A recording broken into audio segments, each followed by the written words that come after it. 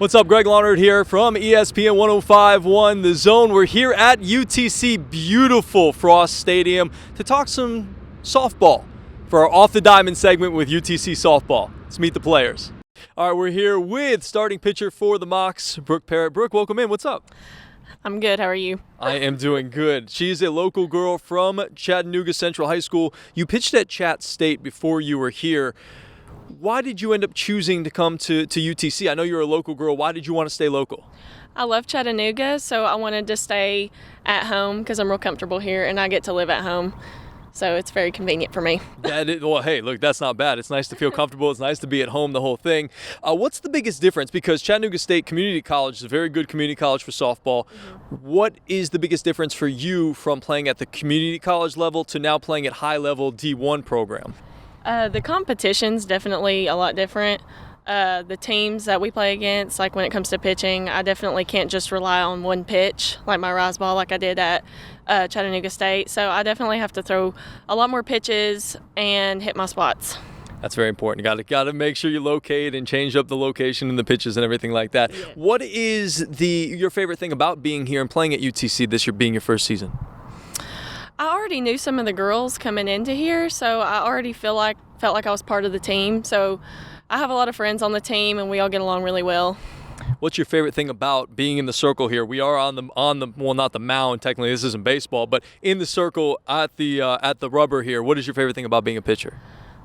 I've played on this field since I was little, so it kind of just brings back other memories, and it's just nice to be at home and play on the home field for UTC. So it is somewhere that you're comfortable, which is nice, right? Yes. Okay, so now that we are on the mound here, what are some of the pitches that you throw? I throw a lot of rise balls, curveballs, change-ups, and screwballs. Can you show us some of those? Is it possible to see what the rise ball grip looks like and things like that? Well, I can show you the grips. Okay. I throw. You want to show the camera a little bit? I know you. No, you're good there. Go ahead. I tuck my finger like this on every single pitch. So, okay. Why do you go and tuck the finger? Is that a specific thing that's for you, or do most of the softball players do that? Some people tuck their finger, but I think I'm the only one on the team that tucks my finger on every pitch. Okay. What does the tucked finger do for you? I think it allows this finger to spin under the ball more. Okay. So I think I get better spin on it when I do that. Gotcha. Now that was the rise ball you just showed us? Yes. Okay, give us the other ones. They all look just like this. Oh, so you work off of this. So what's the difference between all of your pitches from there? How do you differentiate between a rise ball, or the other pitches that you throw? Rise ball, I have to snap underneath. Mm-hmm. Curve ball, I have to snap over. Screwball, I have to snap this way. Change up, I snap like that. Interesting. That's cool. I was a baseball player, and it's just over the top is much different. There's all different grips, but that's cool. I didn't know that you had one grip that you worked off of. Yeah. That's really interesting. Now, if you had a batter with 2 strikes on her, say it was 0-2, 1-2, what is the pitch that you're throwing to that batter? What is your favorite pitch to get a strikeout? Definitely a rise ball. Why the rise ball? I have the most success with rise balls, especially if I throw it high on a 2-strike pitch. A lot of people try to chase it. Because it sits up right by their eyes, and that looks like a good, juicy pitch to them. So I get that. What if you could play any other position other than being in the circle here? What would it be and why?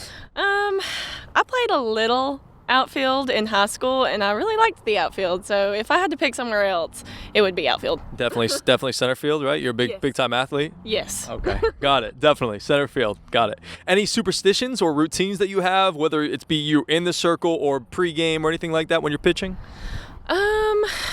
Not really. I try not to be superstitious because I feel like it gets in my head too much, but I wore my hair in a low ponytail for the Auburn game, and everybody was like, you have to keep wearing it in the low ponytail. So since the Auburn game, I've been wearing it in a low pony. So were you not wearing it that way in the beginning of the season? No, I was wearing a high pony before that. Okay, so low pony is the trick here. That's what we're getting.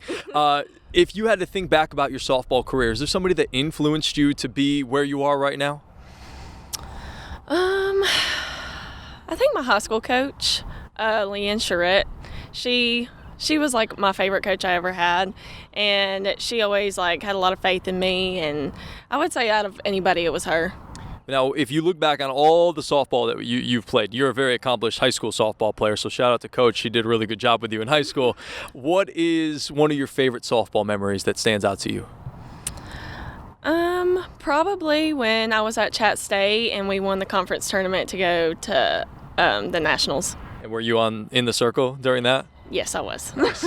Now, with your new team here at UTC, if you had to think about all of your teammates, who would be the one that makes you laugh the most? If you needed a good laugh, who would you go to? Kat Thompson. Why? She is the funniest person that I've ever met.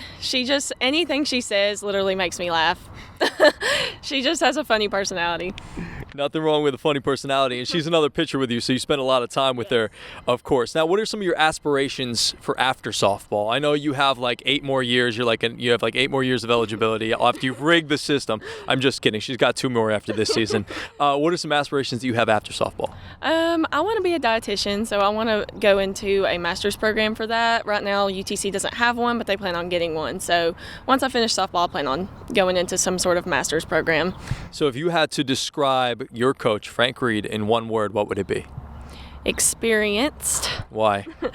Because he has been coaching here for a very long time, and normally when he's giving us advice, he likes to bring up stories from other teams that he's had before.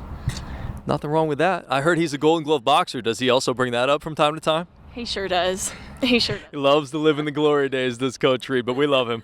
Now, if you had to give some advice to a young softball player or a group of softball players, what would it be and why?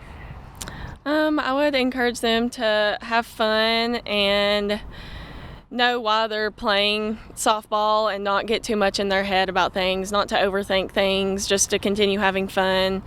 And I guess I would say that because sometimes softball can get in your head a lot and people get down on themselves, and it's important to keep having fun and look on the brighter side of things. You can never you never go too low or too high when it comes to baseball or softball. That's one thing that I've learned. Brooke Parrott, she's here with us, and I appreciate your time. Thanks so much. Thank you.